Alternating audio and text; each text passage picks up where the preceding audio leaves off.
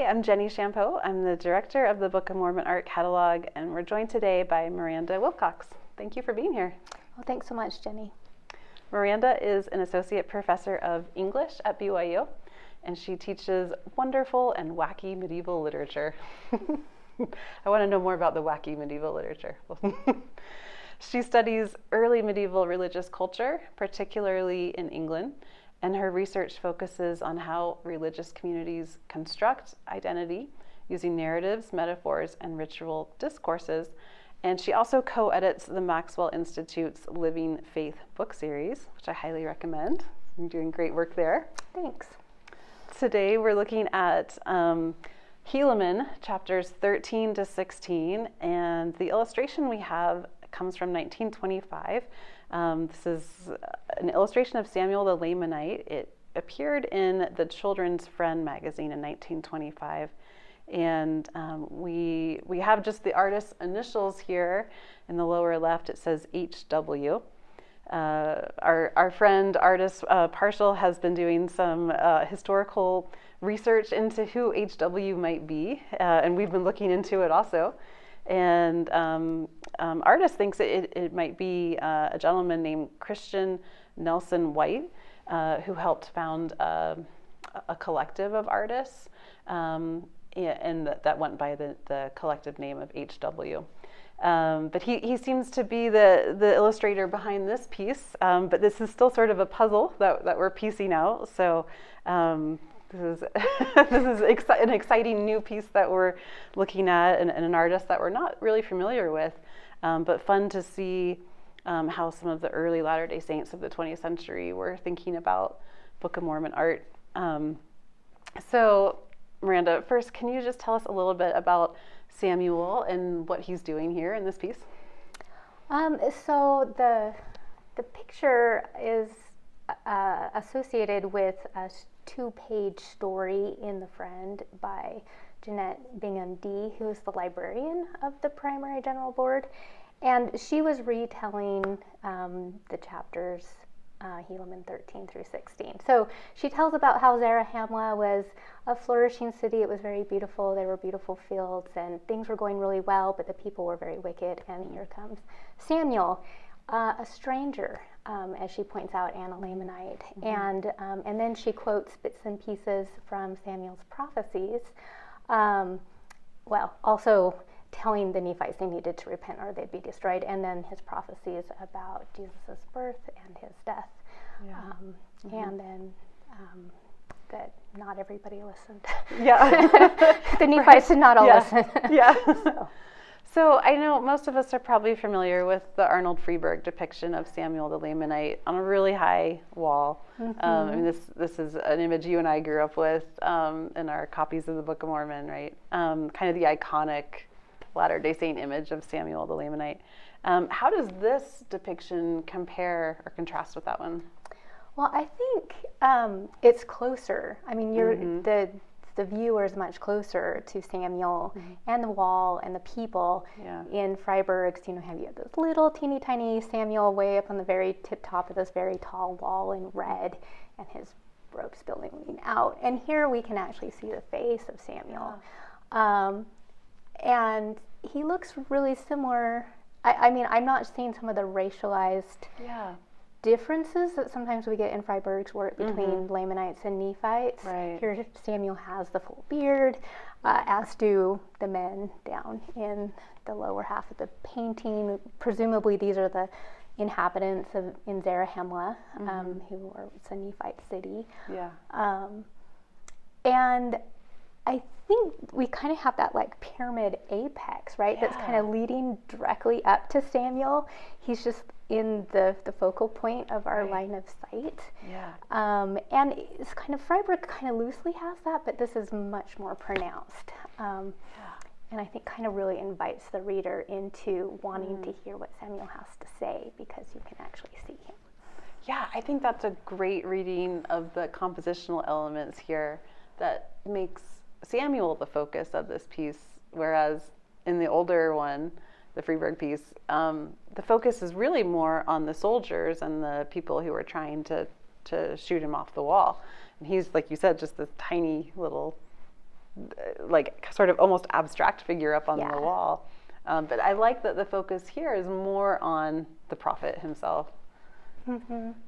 And I mean, he has his hands raised out in that kind of typical errant pose, preaching pose. And then I don't know about the cross hatching in the back, but to me it makes it look like maybe it's supposed to be dark potentially, or it kind of, because he's prophesying about these celestial, the stars that will come and the darkness that will come at Christ's death. And anyway, I wondered, it kind of gives us to sort of pay attention to the skyline, and maybe kind of foreshadow some of the prophecies that he's making about the changes in the sky that will foreshadow Christ's birth and death.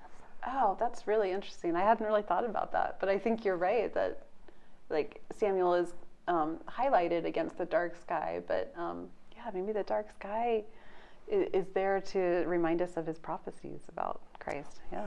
Maybe. Okay, so I also noticed here we have these figures in the front. They're shooting bows and arrows and they're slinging rocks up there.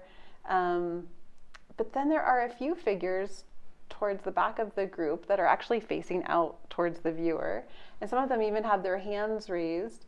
And I noticed as I was reading the scriptures, it says there were some people who did believe Samuel. And I wondered if that's what this artist is showing here, is some women and men that did believe and are reaching for Samuel and trying to protect him from this mob of persecutors. And as far as I know, I think that's the only time I've seen that idea depicted in images of Samuel. I think that's so fascinating. I didn't even pick up on that because I didn't see the picture big enough to even see those middle figures, because they're not very well differentiated. But once you pointed that out, I'm like, oh, of course, right? There are these people who aren't throwing things and aren't angry and do seem to be protecting him. And it does talk about in chapter 16 about the people who believed Samuel, who went to Nephi, who confessed their sins, who asked to be baptized. And could that be them, right? That this artist is depicting both groups of people in Zarahemla. Yeah, I think to me, this just as an art historian, I feel like this is a great example of how we can see the same scene over and over, even by different artists, but when it's always done the same way, we forget about these other parts of the story. And here this artist has carefully maybe read these scriptures and included that part of the story that seems to be left out of most of the other art. Yeah. So it made me think differently about the whole scene. Yeah. Now I noticed you were also talking to me a little bit before we were recording about the composition and how it might relate to some of the 1920s interest in tableaus and stage settings. Can you talk more about that?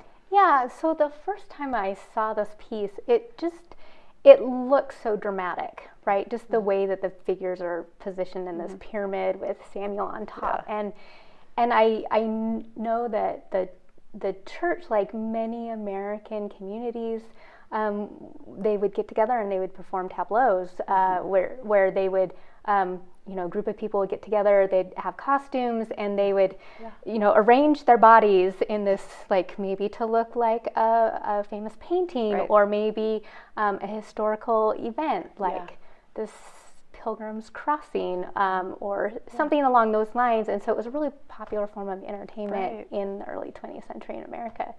And so it just seemed like you could easily create this, in a primary class, or even the Latter-day Saint community started performing pageants. And we have the Hill Cumorah pageant that starts in 1937, which is just, a decade after this. And the Samuel the Lamanite was one of the 6 episodes in the first script. That continued until 2019. So 1937 to 2019 was Samuel the Lamanite was part of that pageant. Oh, that's fascinating. Wow. And then the Mormon Miracle pageant at Manti also included the Samuel the Lamanite as one of the episodes that they also depicted. They have Samuel standing on top of the crenellated wall of the Manti Temple. Oh, wow. Okay. With the spotlight. Well, yeah, I can kind of see that here, right? That kind of idea of this almost like a staged moment of action. Yeah. Mm-hmm. That's neat. Okay. Well, anything else you'd like to add or share a personal reaction to the artwork or these scriptures? Yeah, to kind of going along with this idea of the dramatic aspect and the tableau aspect. I taught primary for a couple of years, and it was kind of just after the transition to like doing primary as Come Follow Me. So, you know, you didn't have a manual anymore. Right. You know, you're like, okay, you know, talk about these however many chapters of hard scripture with, I had 6 and 7 year olds. And so it was this, you know, it was a fun pedagogical challenge to figure out, like, how do I make the scriptures come alive for children who are not really reading yet, and even if they are just starting reading, they certainly can't read, you know, scriptural language. And so I was always on the lookout for ideas to try to help them like move their bodies and engage with scriptural stories in ways that would be memorable for them. And so I thought that I could have staged a tableau, you know, of Samuel the Lamanite. Like I could ask one child to stand on a chair and be Samuel, and then either help the other kids, you know, be the angry crowd, and some of the kids be the repentant part of the crowd.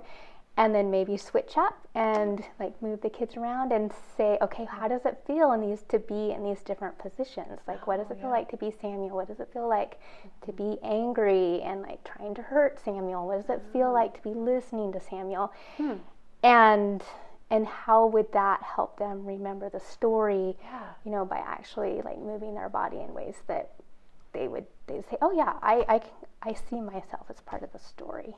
Oh, what a great idea. Well, if you're listening out there and you teach primary, I think that's a great idea. Or to do with just children at home. Yeah. Family home evening. Yeah. Thank you so much for joining us today. Thanks so much, Jenny.